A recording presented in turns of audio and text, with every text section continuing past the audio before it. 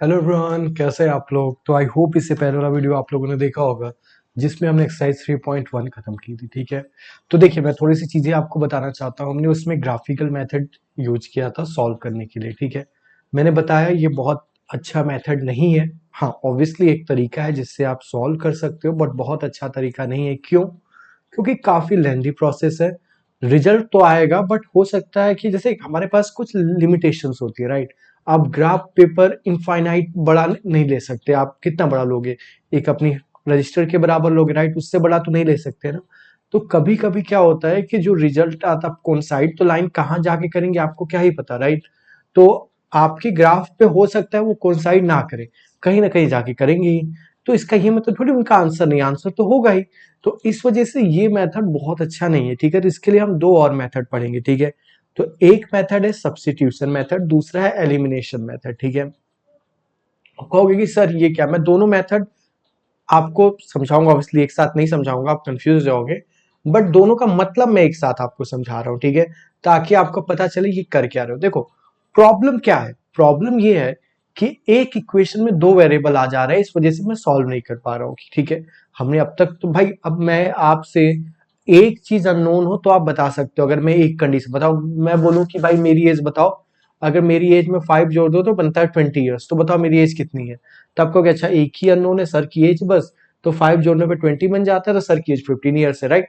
तो अगर एक ही चीज है तो आप बता दो। अब मैं आपसे पूछूंगा मेरे और मेरे भाई की एज मिला के 10 ईयर्स है, तो बताओ मेरे और मेरे भाई की एज कितनी है। तब कोई कहेगा सर 8 ईयर्स और 1 2 ईयर्स, कोई कहेगा सर 7 ईयर 3। अब क्या हुआ, अगर एक कंडीशन थी तो आपके पास दो अननोन थे तो आप नहीं बता पा रहे थे, राइट। यहां तक समझ आया?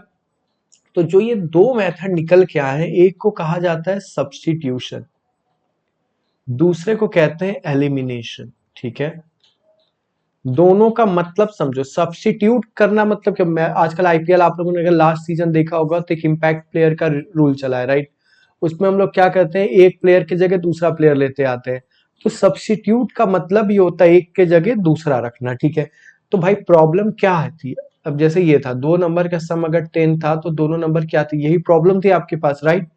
अगर कहीं से आप सब्स्टिट्यूट कर दो इस y को या इस x को y के टर्म में, या x y को x के टर्म में, कि हमें ओवरऑल एक ही इक्वेशन दिखे। जैसे कोई कह दे भाई y जो है x से एक बड़ा है, तो फिर मैं यहाँ पे क्यों लिखूंगा, मैं सीधे x+1 ना लिख दूं y की जगह। अब देखो यहाँ पे एक ही अननोन है, आप आराम से निकाल लोगे, राइट।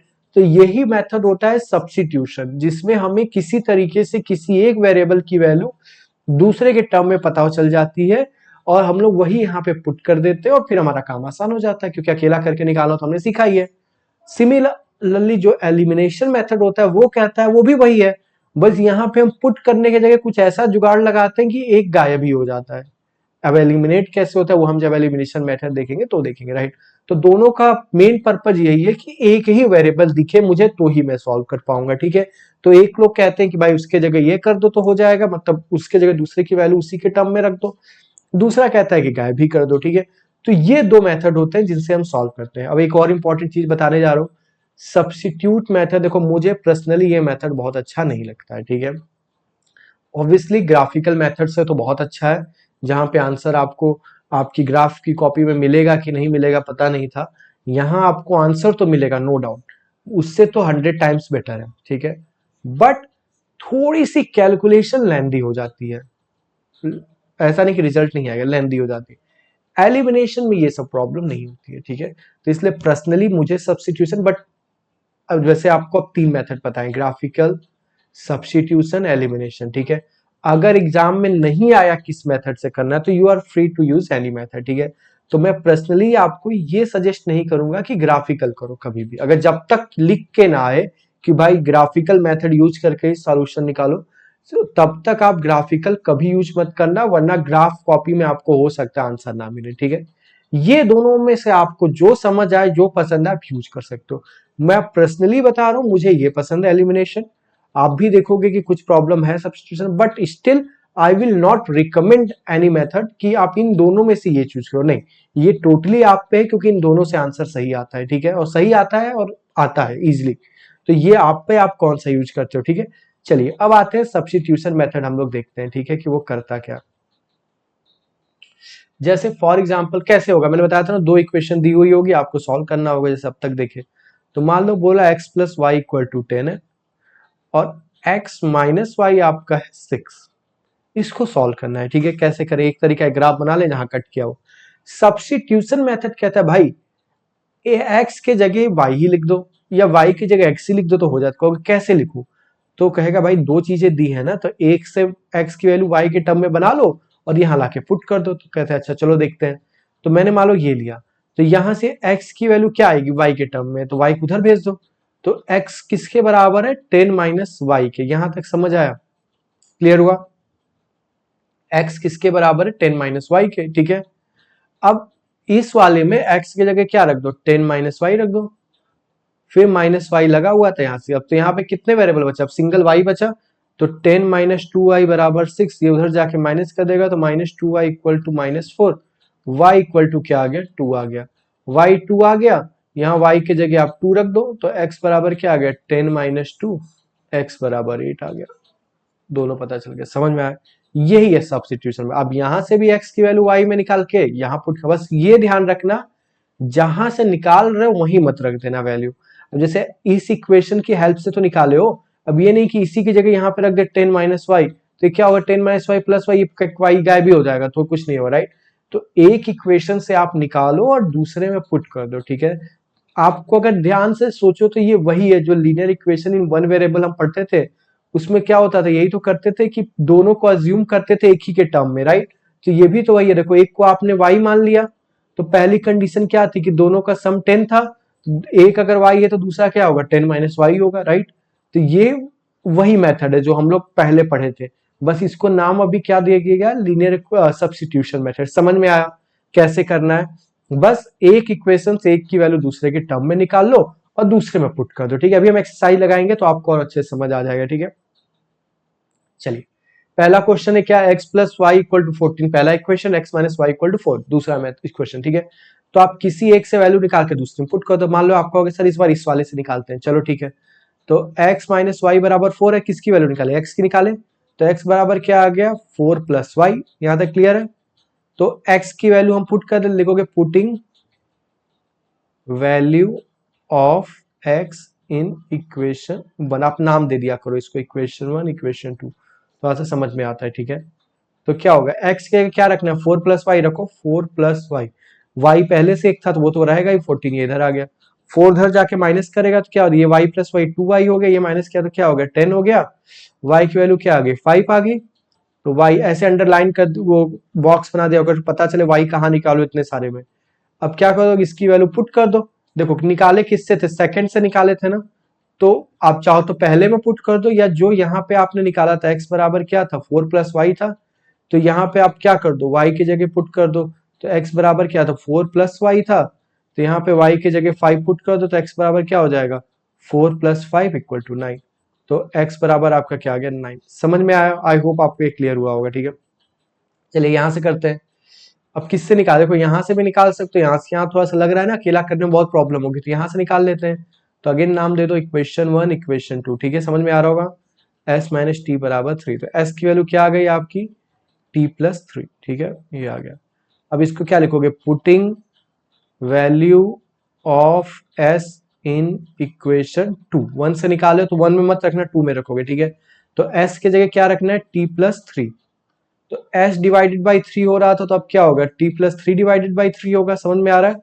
फिर प्लस, फिर क्या हो रहा है आपका, t बाई 2 था तो यहां भी t बाई 2 होगा, और इक्वल टू 6। सॉल्व कर लो इसको, क्या लोगे, एलसीएम लोगे, तो एलसीएम लोगे तो क्या आएगा, 6 आएगा, ये उससे 2 बार जाएगा तो 2t प्लस 6, फिर 3 बार जाएगा प्लस 3t इक्वल टू 6। ये क्या हो गया, 5t प्लस 6 इक्वल टू 36, ठीक है। ये क्या होगा, उधर जाके माइनस कर देगा, क्या होगा, 5t इक्वल टू 30, t की वैल्यू क्या आ गई आपकी 6, तो t बराबर तो 6, सॉरी ये 6 जाके माइनस किया तो 30 आ गया, 5 स्टूडेंट, तो t बराबर तो आपका आ गया 6, और आप यहां पे रख दो s के बराबर, तो क्या हो जाएगा, 9 हो जाएगा।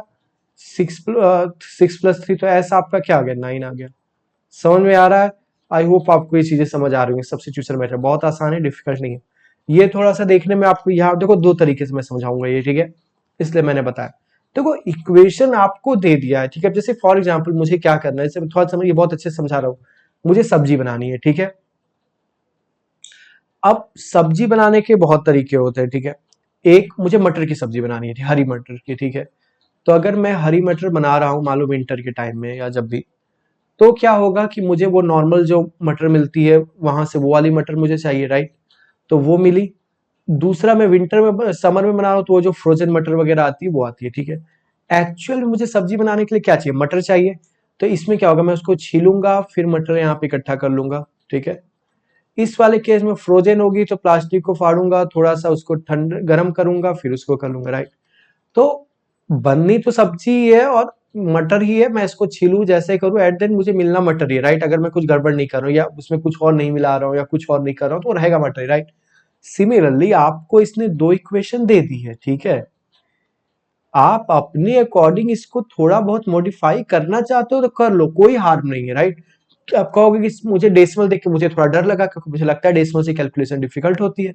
तो मैं क्या सोचूंगा, डेसिमल हटा दूं तो फ्रैक्शन क्या बनेगा, 2/10 प्लस 3y/10 प्लस 13/10, ये बना, राइट। समझ में आ रहा है।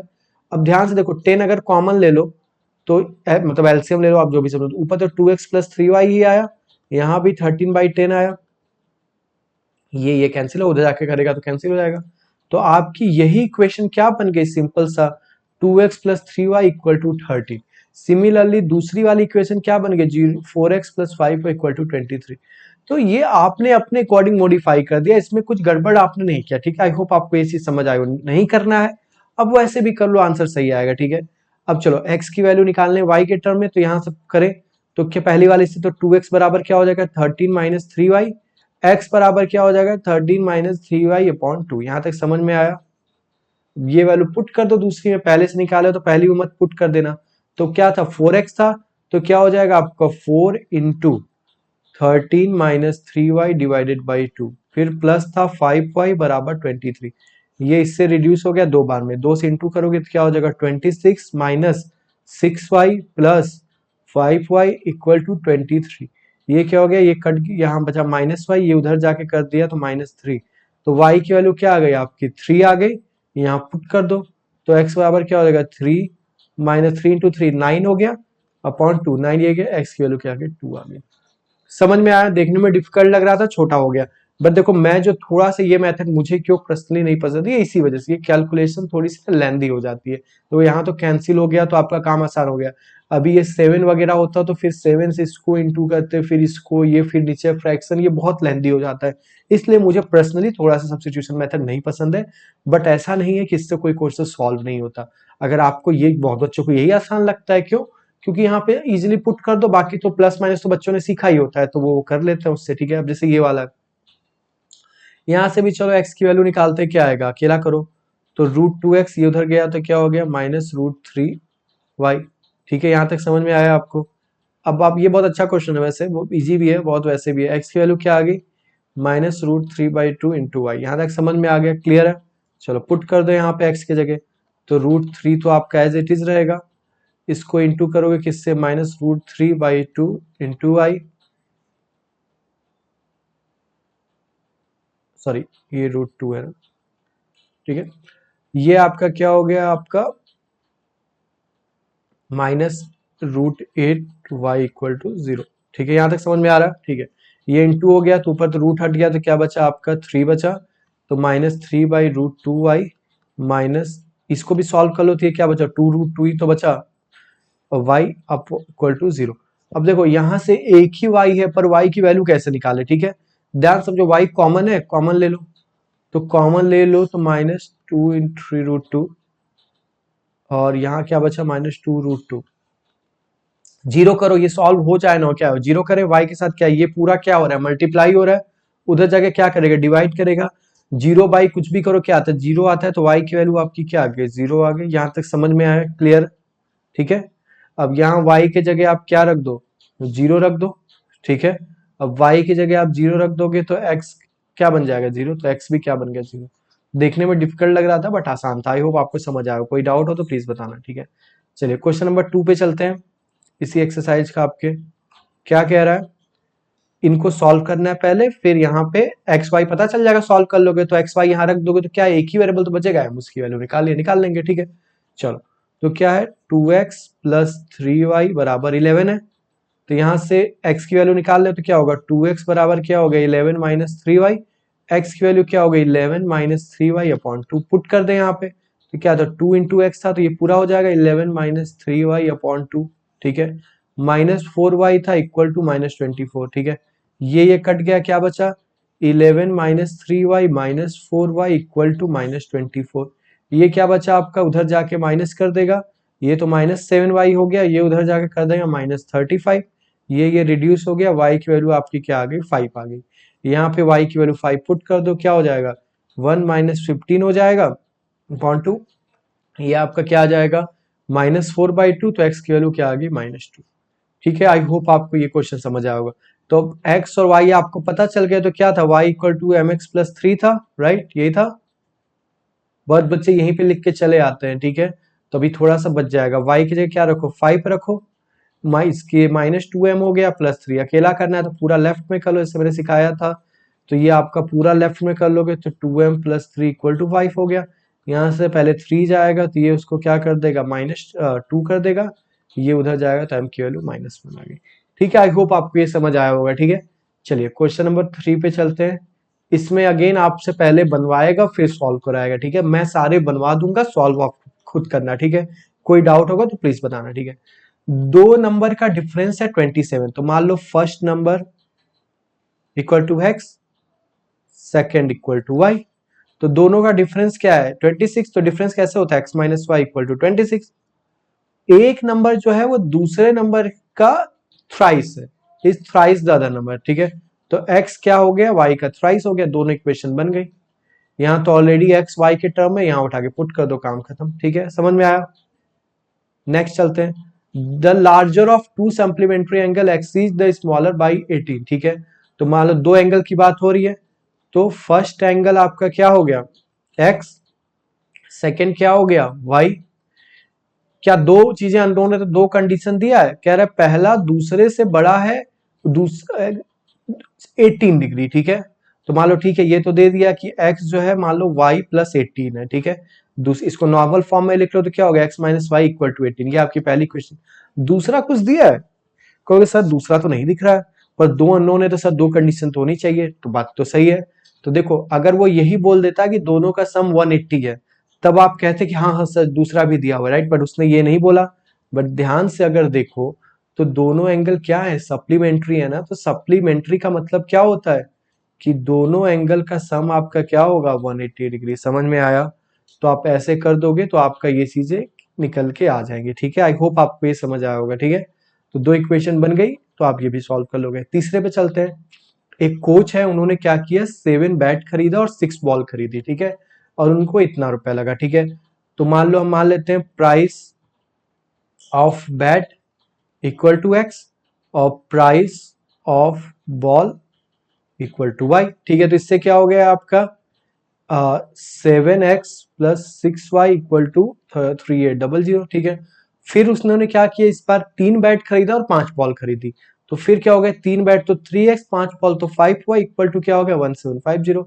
दोनों का कॉस्ट पूछ रहा है, तो दो इक्वेशन बन गई आपकी, इनको सॉल्व कर लेना। ठीक है, प्लीज कोई डाउट हो तो आप कमेंट करके जरूर बताइएगा। ठीक है, नेक्स्ट चलते हैं।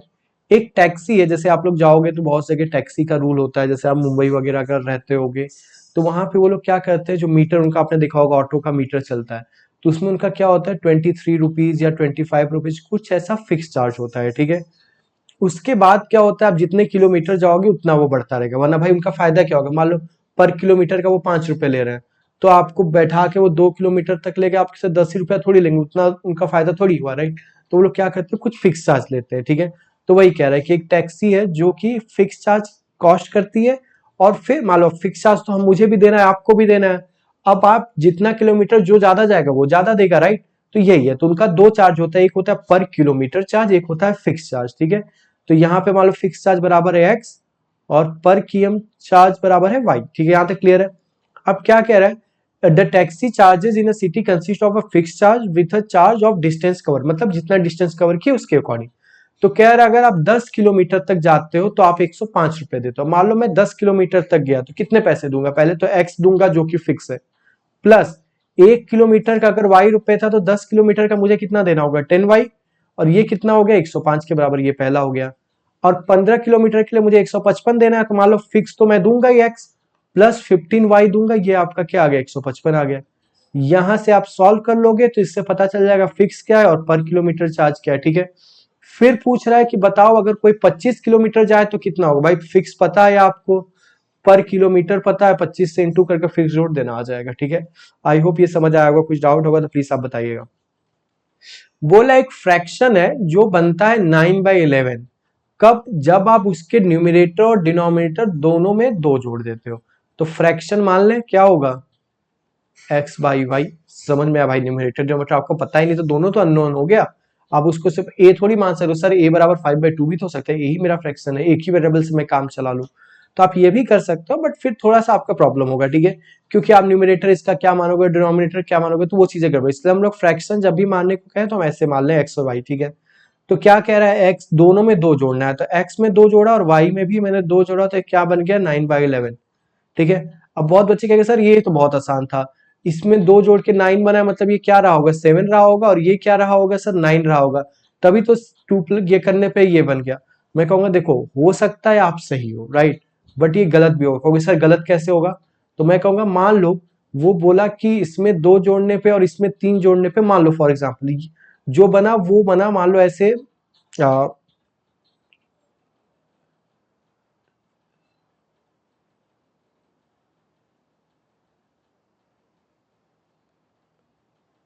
आ, मानते हैं थोड़ा सा, इसमें इसने 2 जोड़ा,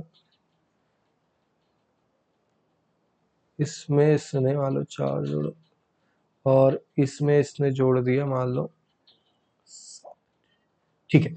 अब मान लो एक आपसे कोई क्वेश्चन बना कि उसने कहा कि एक फ्रैक्शन है, कहोगे ठीक है सर, उसमें अगर वो 4 जोड़ रहा है, ठीक है, कहोगे अच्छा 4 जोड़ रहा है, ठीक है, न्यूमरेटर में, और डिनोमिनेटर में 7 जोड़ रहा है, तो जो ये बन रहा है आपका वो बन रहा है 3/5, क्या बन रहा है 3/5।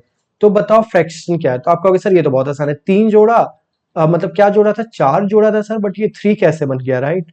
तो मैं वही कहूंगा कि क्योंकि भाई जोड़ने के बाद कुछ भी करो वो रिड्यूस भी तो हो सकता है, जैसे मेरा फ्रैक्शन क्या था 2/3, ठीक है, तो मैंने बोला 4 जोड़ा मैंने और नीचे 7 जोड़ा, तो 4 जोड़ा तो ये बना 6, ये बना 10, ये रिड्यूस होके 2/5 बना रहा है, मतलब 3/5 बना, राइट, बट एक्चुअल रिड्यूस होने के बाद बन रहा है ना, तो कुछ भी हो सकता है। तो ये आपका आंसर तभी सही है जब वो रिड्यूस नहीं हुआ और एग्जैक्ट यही आ रहा हो, ठीक है, बट और भी केसेस हो सकते हैं, तो इसलिए सिर्फ आप यहीं से आंसर नहीं बता सकते कि 9/11 आएगा। समझ में आया, क्लियर क्लियर हुआ।